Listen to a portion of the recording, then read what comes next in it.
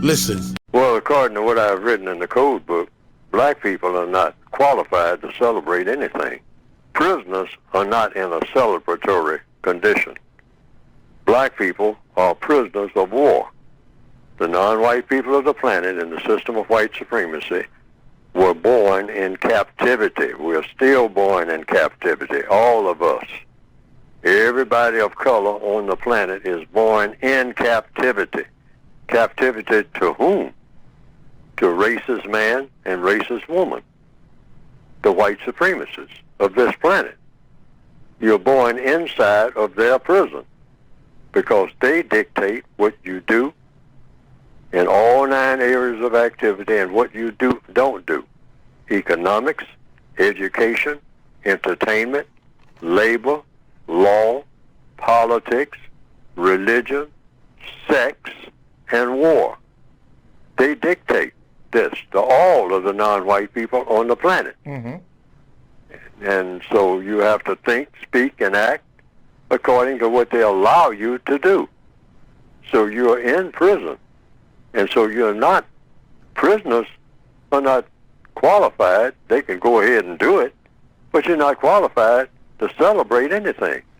But the white supremacists love for their prisoners to celebrate everything, including being in prison. Celebrate that. Yeah. Okay? Have fun. Get out there in the prison yard, and I mean, hey, just turn flips and sing and dance and play banjo. Slaves are always encouraged to do this.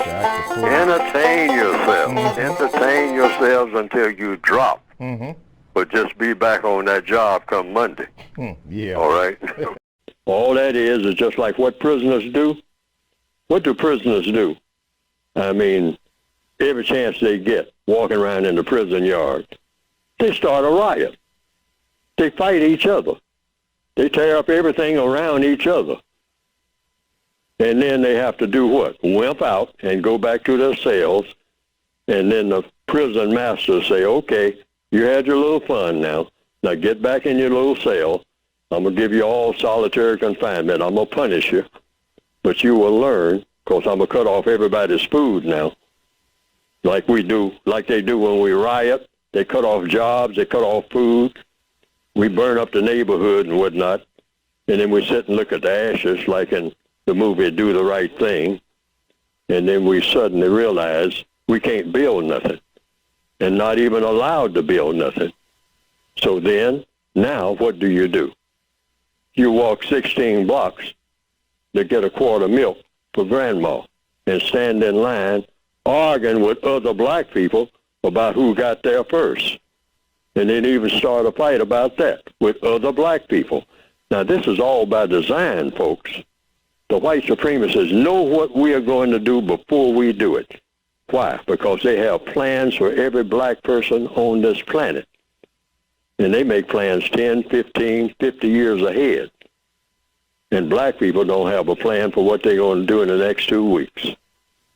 And that's the truth. We have to be true, tell ourselves the truth.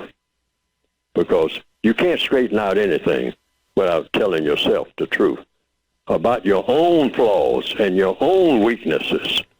And be able to admit that when somebody is stronger than you or smarter than you, that you've been beaten down and you've been outsmarted.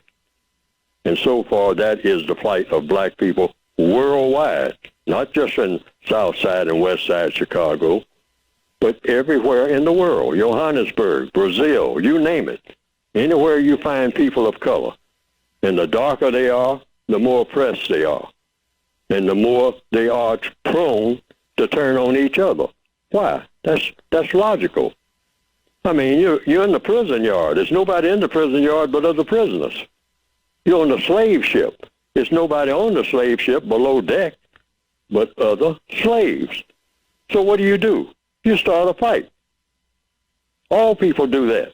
White people would do that if just a bunch of them on a boxcar heading to the death camp. And then the food runs out.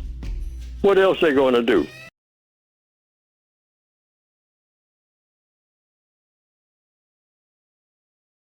Now, some people have said they've seen some cartoons of my work.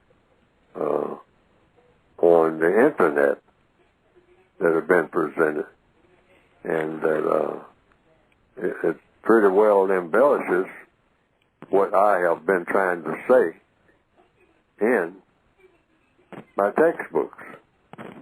And to the extent that it does that, well, that has been, from what I understand, some people reported to me, a plus. Because they didn't understand what I had written very well, but when they saw those cartoons that just repeated what I was saying and attaching my name to it, and came right out of the book, the material did, they say that they better understood it. And I can understand that because people are kind of visual, particularly in the year 2021 now, more visual than ever.